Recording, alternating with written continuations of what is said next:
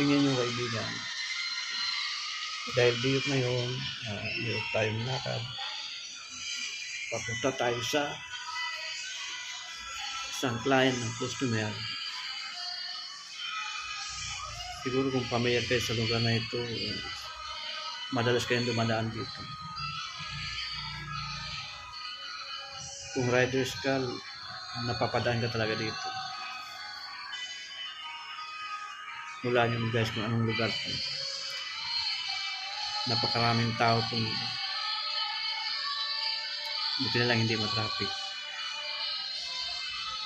Nga pala, shoutout sa mga taga-barangay na Bago, Barangay Palaya, Giso. Ingat kayo dyan lagi. Maraming salamat sa mga nag-follow, sa mga nag-like, sa mga nag-share.